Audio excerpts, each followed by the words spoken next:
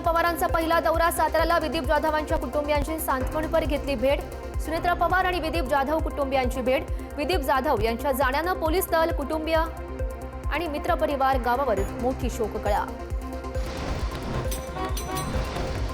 उपमुख्यमंत्री सुनेत्रा पवार यांनी घेतली विदीप जाधव यांच्या कुटुंबियांची भेट। विदीप जाधव यांनी शहीदाचा दर्जा मिळावा आणि मुलांचं शिक्षण आणि नोकरीच्या दृष्टीने पवार कुटुंबियांनी विचार करावा, विदीप जाधव यांच्या पत्नी संध्या जाधव यांची ही मागणी। दिवंगत उपमुख्यमंत्री अजित पवार यांच्या अंत्यविधीच्या दरम्यान चोरट्यांनी लंपास केले होते 15 जणांचे 25 लाख रुपयांचे सोन्याचे दागिने। या प्रकरणी बारामतीमध्ये 6 जणांना पोलिसांनी ताब्यात घेतलं असून त्यांच्या साथीदारांचा शोध सुरू। रत्नागिरीमध्ये स्वर्गीय अजित पवारांचा अस्थिकलश सावर्डे येथील सह्याद्री शिक्षण संस्थेच्या प्रांगणामध्ये ठेवण्यात आला। अस्थिकलशाचं दर्शन घेण्यासाठी आमदारांसह कार्यकर्त्यांची उपस्थिती। अजित पवारांच्या अस्थींचं संभाजीनगरातील कायगाव येथील गोदावरी नदीमध्ये विसर्जन आणि या दरम्यान आमदार सतीश चव्हाण, अभिजित देशमुख, नगराध्यक्ष संजय जाधव यांच्यासह अनेकांची उपस्थिती।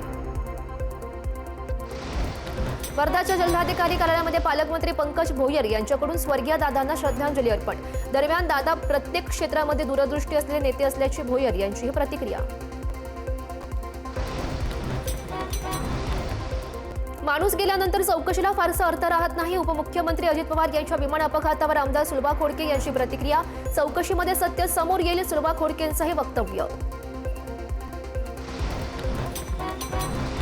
आज सकाळपासून सोन्याचे भाव प्रचंड गडगडले। 10 वाजता 1,53,000 प्रतितोळा असणारं सोनं 1 वाजेपर्यंत 1,43,000 रुपयांवर घसरलं।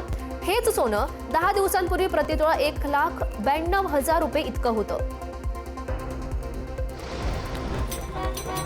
लोणार सरोवर भागातील कमळजा माता मंदिराभोवती संरक्षण भिंत बांधून मंदिर दर्शनासाठी होणार खुलं। पुरातत्व विभागाने घेतली दखल, 6 महिन्यात संरक्षण भिंतीचं काम पूर्ण करण्याचं आश्वासन। धुळे जिल्ह्यामध्ये बदलत्या वातावरणामुळे नागरिकांसह लहान मुलांना व्हायरल इन्फेक्शन, थंडी, ताप, खोकल्याचं प्रमाण वाढलं। हिंगोलीच्या कळमनुरी येथील मागासवर्गीय वसतिगृहामध्ये विद्यार्थ्यांना निकृष्ट दर्जाचं जेवण। मागासवर्गीय वसतिगृहातील धक्कादायक असा प्रकार, विद्यार्थ्यांसमोरच आणले नवीन तांदळाचे कट्टे। दारूला स्पर्श न करणाऱ्या कीर्तनकारावर ड्रंक अँड ड्राईव्हची कारवाई। पोलीस आयुक्तांसमोर संबंधित कीर्तनकार अमृतानंद यांनी मांडली व्यथा। चौकशी करून परत खात्री करण्याचे आयुक्तांचे आश्वासन। चंद्रपूर महापालिकेतील भाजपच्या 24 नगरसेवकांकडून गटाची नोंदणी। नागपुरातील विभागीय आयुक्त कार्यालयामध्ये नोंदणी। चंद्रशेखर शेट्टी यांची भाजपच्या गटनेतेपदी निवड। जळगाव महानगरपालिका महापौर पदासाठी भाजपाकडून दीपमाला काळे तर उपमहापौर पदासाठी शिवसेनेकडून मनोज चौधरी यांच्या नावाची घोषणा। दोघेही आज महापौर आणि उपमहापौर पदासाठी अर्ज दाखल करणार। महापौर आणि उपमहापौरपदी बिनविरोध निवड निश्चित। अमरावती महानगरपालिकेमध्ये महापौर ठरला भाजपकडून 6.25 वर्षांचा फॉर्म्युला। आधी भाजपचे श्रीचंद तेजवानी, नंतर आशिष अतकरे होणार महापौर। अमरावतीमध्ये महाराष्ट्राचा पहिला सिंधी समाजाचा महापौर होणार। अहिल्यानगर पालिकेमध्ये अजित पवारांच्या राष्ट्रवादी आणि भाजप युतीचा महापौर उपमहापौर बिनविरोध होण्याची शक्यता। महापौरपदी ज्योती गाडे आणि उपमहापौरपदी धनंजय जाधव यांचा एकमेव अर्ज दाखल। नागपूर महापालिकेच्या महापौर उपमहापौर पदासाठी 6 फेब्रुवारीला निवडणूक होणार। भाजपच्या महापौर उमेदवारांचं नाव अजूनही गुलदस्त्यात। नीता ठाकरेंचं नाव चर्चेमध्ये असून धक्कातंत्राची शक्यता। धुळ्यामध्ये शिंदेंची शिवसेना आणि राष्ट्रवादी यांच्या युतीकडून महापौर आणि उपमहापौर पदासाठी अर्ज दाखल। महापौर पदासाठी गीता तुषार नवले तर उपमहापौर पदासाठी इरफान फजलू रहमान या दोघांनीही महापालिकेमध्ये आपले उमेदवारी अर्ज केले दाखल। नागपूरच्या महापौर पदासाठी काँग्रेसकडूनही उमेदवारी अर्ज दाखल। नागपूरच्या महापौर पदाची निवडणूक काँग्रेस बिनविरोध होऊ देणार नाही। काँग्रेसकडून महापौर पदासाठी स्नेहल ठाकरे यांनी महापौर पदासाठी उमेदवारी अर्ज केला दाखल। मालेगावच्या महापौर पदासाठी इस्लाम पार्टीच्या नसरीन शेख तर उपमहापौर पदासाठी समाजवादीच्या शान हिंद यांच्याकडून अर्ज दाखल करताना इस्लाम पार्टी, समाजवादीसह काँग्रेसचे नगरसेवकही उपस्थित। धुळे महानगरपालिका महापौर पदासाठी भाजपाच्या वतीनं मायादेवी परदेशी यांनी दाखल केला अर्ज। उपमहापौरपदी ज्योत्स्ना पाटील यांनी दाखल केला अर्ज। उभाटा सेनेचे विधानसभा प्रमुख सतीश सावंत यांचा भाजपमध्ये भव्य पक्षप्रवेश. मंत्री नितेश राणे यांच्या उपस्थितीमध्ये पक्षप्रवेश संपन्न. शेकडो प्रमुख पदाधिकारी कार्यकर्त्यांचा भाजपमध्ये पक्षप्रवेश.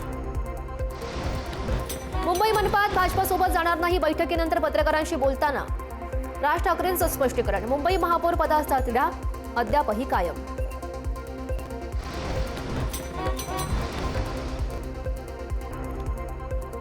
साताऱ्यात जिल्हा परिषद निवडणुकीवरून भाजपा शिवसेनेमध्ये वर. भाजप नेते जयकुमार गोरेंचा पालकमंत्री शंभूराज देसाईंना थेट इशारा. पक्ष पाठीशी उभा आहे. पालकमंत्री कोणीही असू दे, फरक पडत नसल्याचा दिला इशारा.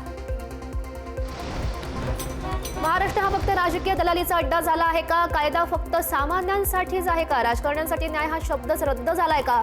अंजली दमानिया यांची ट्विट करत सवाल. पुणे जमीन घोटाळा तपासात काहीच होत नसल्यानं त्यांनी केला संताप व्यक्त. माझी आणि मनोज रांगे यांची नार्को टेस्ट करण्यात यावी. मनोज रांगे यांच्या हत्येच्या खटल्यातले आरोपी अमोल खुणे यांची मागणी. जर गुन्हा सिद्ध झाला तर मी शिक्षा भोगायला तयार आहे आणि जर गुन्हा सिद्ध झाला नाही तर याचे परिणाम त्यांना भोगावे लागतील. खुणे यांचा रांगेंना इशारा. शरद पवार उद्या दिल्लीच्या दौऱ्यावर. संसदेच्या कामकाजामध्ये सहभागी होणार. अर्थसंकल्प अधिवेशनाचा आजचा चौथा दिवस. अजित पवार यांचा विमान अपघात घडल्यानं ते बारामतीमध्ये होते. नाशिक रोडमध्ये अल्पवयीन मुलगी बेपत्ता. अज्ञात व्यक्तीवर फूस लावून पळवून नेल्याचा संशय. नाशिकमध्ये अल्पवयीन मुलं मुली बेपत्ता होण्याचं प्रमाण वाढलं. रोज 2 ते 3 मुलं मुली बेपत्ता होण्याच्या घटना.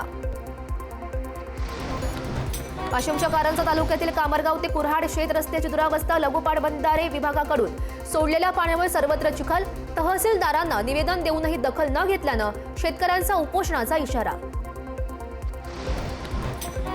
नाशिकला अतिक्रमण कारवाई दरम्यान राडा. अतिक्रमण कर्मचारी आणि अतिक्रमण धारकांमध्ये झटापट. आडगाव भागात पंचवटी विभागाची अतिक्रमण कारवाई सुरू. झटापटीत एक मुलगा बेशुद्ध. मुंबईच्या न्यायालयानं मुख्याधिकाऱ्यांची करडपट्टी काढल्यानंतर अनधिकृत बांधकामावर कारवाई सुरू. 431 अनधिकृत बांधकामावर 2 आठवडे चालणार कारवाई. अनधिकृत बांधकामावर आजपासून कारवाई सुरू.